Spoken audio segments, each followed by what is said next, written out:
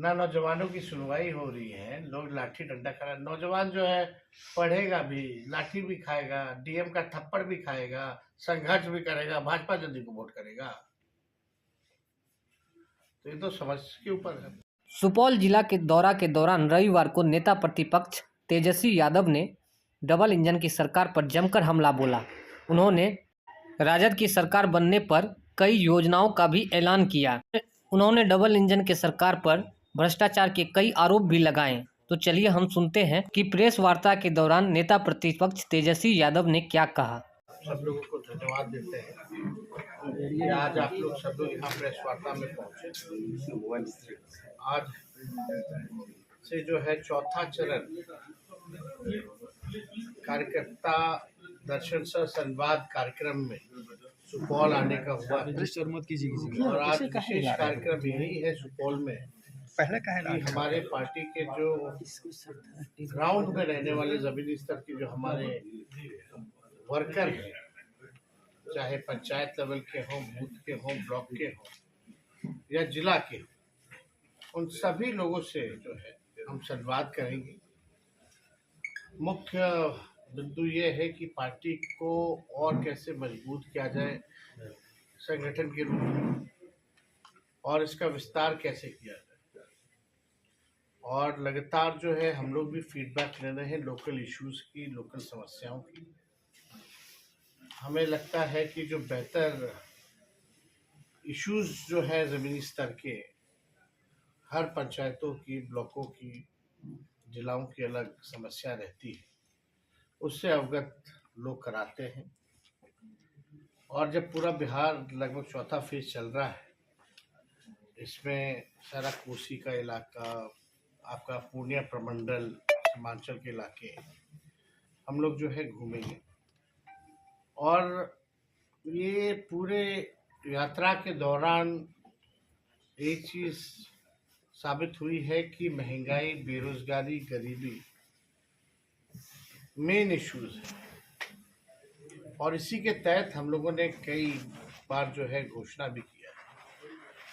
और मुझे बेहद खुशी है आप लोगों के बीच आते हुए बताते हुए कि कल ही हमने जो है घोषणा किया था। और ये महंगाई को देखते हुए जो कमर तोड़ महंगाई है, भाजपा एनडीए की सरकार ने जो लाने का काम किया, खास तौर पे जो हमारी महिलाएं हैं, जो आधी आबादी है, उनको अपना मन मार करके हर एक चीज जो है झेलना पड़ रहा है। और उसके लिए हम लोगों ने कल घोषणा किया था कि हम लोग माई बहन मान योजना अगर हमारी सरकार आएगी तो हम लोग लाएंगे, और प्रति माह 2500 रुपये सीधे उनके खाता में हम लोग डालने का काम करेंगे। जनता का पैसा जनता के पास जाए, ये हम लोगों की कोशिश है। और इसके तहत जो आप देखिएगा, चाहे कोई खरीदारी की कोई सामग्री हो, बाहर जाना हो, खाना हो, हमारी माताएं बहनें जो है मन मार करके रहती है। आर्थिक न्याय लोगों को मिले, ये हम लोगों की प्राथमिकता है इस दौर में।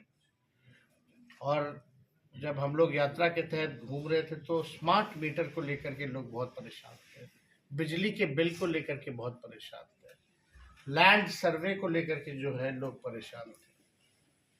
और इसके तहत हम लोगों ने घोषणा भी किया कि अगर सरकार आएगी तो 200 यूनिट फ्री में बिजली हम लोग जो है दिलवाने का काम करेंगे। और इसके साथ साथ हम लोगों ने ये भी कहा कि गांव देहात में जो वृद्धा पेंशन है, साथ ही साथ जो आपका सामाजिक सुरक्षा पेंशन जो मिलता है विकलांग भाइयों का, दिव्यांग भाइयों का, या विधवा महिलाओं का, या जो बुजुर्ग हैं, वृद्धा पेंशन जो मिलता है वो केवल 400 है। बगल में आप चले जाइए झारखंड, तो वहाँ 1000 रुपये है। तो हम लोगों ने तय किया कि बिहार में भी वृद्धा पेंशन, सामाजिक सुरक्षा पेंशन अगर सरकार आएगी तो इसको हम लोग बढ़ा करके 400 से 1500 रुपये हम लोग करेंगे। तो अभी तो दौरा चल रहा है, अलग अलग जगह से फीडबैक आ रही है, जो समस्या है, और जनता ये भी जानना चाहती है कि अगर हम सरकार में हैं तो क्या करें। हमने पहले भी कहा था 2020 में कि अगर सरकार बनेगी तो 10 लाख नौजवानों को सरकारी नौकरी देंगे।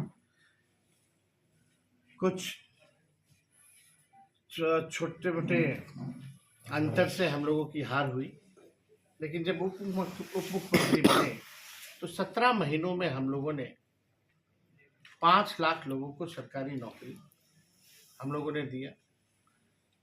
और वही मुख्यमंत्री जो असंभव कहते थे, कहाँ से लाएगा पैसा, बाप के पास से लाएगा, हम लोगों ने वो करके दिखाया, असंभव काम को संभव में बनाया। और उन्हीं मुख्यमंत्री के हाथों हम लोगों ने नियुक्ति पत्र बंटवाने का काम किया। हम लोगों की जब सरकार थी केवल 17 महीने, तो हम लोगों का प्रण था कि भाई जाति आधारित गणना हम लोग कराएं। हम लोगों ने कराया। आरक्षण की सीमा हम लोगों ने 75% किया। अब भाजपा के आते ही आरक्षण जो है समाप्त हो गया। लेकिन इसके लिए जो महागठबंधन की सरकार ने 17 महीनों में जो आरक्षण लागू किया था, इसको लेकर के सुप्रीम कोर्ट पे भी राष्ट्रीय जनता दल लड़ रहा है। और अभी जो बहालियां हो रही है, ये भाजपा के कारण, मुख्यमंत्री जी के कारण पिछड़े समाज हो, अति पिछड़े समाज, दलित, आदिवासी भाई इन आरक्षण का अब लाभ नहीं तो उठा पाते। 16% का नुकसान हुआ, यानी लाखों में नौकरियां जो है पिछड़ों, अति पिछड़ों, दलित, आदिवासियों के हाथ से निकल रही है। हम लोगों की कोशिश है कि इसको जमीनी स्तर पर, सड़क पर, सदन में या कोर्ट में, यहाँ हम लोग लड़ाई लड़ेंगे और पूरा संघर्ष करते हुए इसको पूरा लागू करवा करके रहेंगे। आप देखिएगा, आईटी पॉलिसी हो, स्पोर्ट्स पॉलिसी हो, टूरिज्म पॉलिसी हो, मात्र 17 महीनों में हम लोगों ने बनाया। 17 साल से जो राज कर रहे थे उनको पता ही नहीं था कि आईटी भी पॉलिसी बनानी है, स्पोर्ट्स पॉलिसी भी बनानी है, टूरिज्म पॉलिसी भी बनानी है। जो खिलाड़ी भी जो बिहार के लिए, देश के लिए मेडल जीत करके लाए, उसको भी हम लोगों ने डीएसपी रैंक तक का प्रावधान स्पोर्ट्स नीति में किया कि नौकरी हम लोग देंगे। और हम लोगों ने लगभग उस 17 महीनों में 72 से 73 खिलाड़ियों को भी नौकरी दिया, अधिकारी लेवल का नौकरी दिया। तो जो पढ़ा लिखा उसको भी नौकरी, जो खेला कूदा मेडल लाया उसको भी नौकरी। 50,000 करोड़ का एमओयू हम लोगों ने, निवेश जो था बिहार में निवेश आया, इसको लेकर के हम लोगों ने एमओयू साइन कराया। सारा काम हम लोग किए। आंगनबाड़ी हो, तालमी मरकज हो, विकास मित्र हो, टोला सेवक हो, सबके मानदेय को हम लोगों ने दुगुना किया 17 महीने। अब बिहार में डबल इंजन की सरकार है। माननीय मुख्यमंत्री जी कहते हैं गरीब राज है, तो गरीब राज है तो आप विशेष राज का दर्जा अब क्यों नहीं दिला पा रहे हो? अब तो आप भारत सरकार में भी पार्ट है, आपकी सरकार है। अब बिहार को अब नहीं मिलेगा विशेष राज का दर्जा, तो कब मिलेगा? भाजपा के साथ जाते ही संगत का असर पड़ने लगता है। अब तो मुख्यमंत्री को बोलने ही नहीं दिया जाता है कहीं। और आज से शायद पता नहीं निकल रहे हैं संवाद के लिए। तो अब तक के बिहार का इतना खर्चीला मुख्यमंत्री किसी ने नहीं देखा होगा, जो अपने जनता मालिकों से मिलने के लिए ही 2 अरब 25 करोड़ 78 लाख रुपए खर्च कर, और एक तरफ कहे कि बिहार गरीब राज्य। ये किस लिए खर्च हो रहा है पैसा? ये पूरी तरीके से ये जो यात्रा है, ये अधिकारियों की लूट की छूट की यात्रा है। बिहार में लॉ एंड ऑर्डर जो है बद से बदतर होता जा रहा है। आप नीति आयोग का सूचकांक देख लीजिए, किसी भी मामले में, पलायन हो, गरीबी हो, बेरोजगारी हो, तो बिहार जो है सबसे निचले पायदान पर खड़ा है। अब 20 साल हो गया और नीतीश कुमार जी के पास अब कोई विजन नहीं रह गया, कोई रोड मैप नहीं रह गया। अब बिहार जो है, बिहार में स्थिर सरकार ही नहीं रहेगी। जब तक स्थिरता नहीं रहेगी, स्टेबिलिटी नहीं रहेगी सरकार में, तब तक जो है विकास संभव नहीं है। 2012 के बाद आप बता दीजिए कौन सी सरकार जो है 5 साल चली और इसका दोषी कौन है? बिहार में विकास का नुकसान हुआ, लोगों का नुकसान हुआ, इंफ्रास्ट्रक्चर का जो है फ्रैक्चर हो गया है बिहार में। पुल पुलिया ऐसे गिरता है, एक एक महीने में 18 20 पुल गिर जाता। कल उद्घाटन है, वो पुल गिर जाता। ये स्थिति बनी हुई है।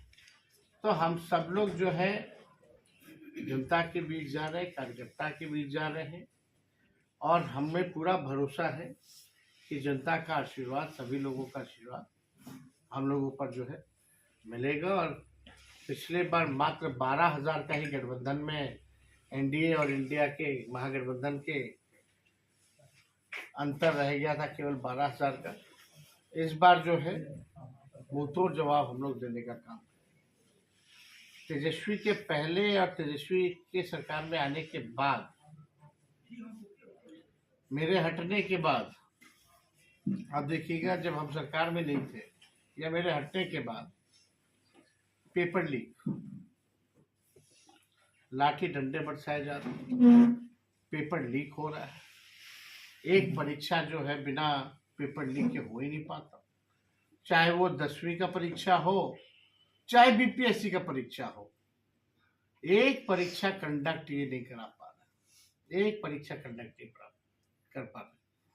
लेकिन हम लोगों ने 3 महीने में विज्ञापन भी निकाला, परीक्षा भी हुआ, रिजल्ट भी आया, नियुक्ति पत्र भी बिना पेपर लीक के। अब क्या मामला आ रहा है भाई? हर बार पेपर लीक हो जा रहा है। जो परीक्षा नहीं करा पा रहा है वो बिहार को क्या सुधारेगा? सबसे बड़ा सवाल खड़ा होता है। तो हम सब लोग जो है हर एक मुद्दे को उठाते, और हमने कुछ दिन और चाचा जी हमारे रुक जाते तो हमारा एक और घोषणा था 20 में कि जितने अभ्यर्थी होंगे, कोई परीक्षा देने आए, तो उनके आने जाने का, रहने का प्रबंध हमारी सरकार देगी। ये भी करवा लिया जाता, लेकिन ये कोई नहीं।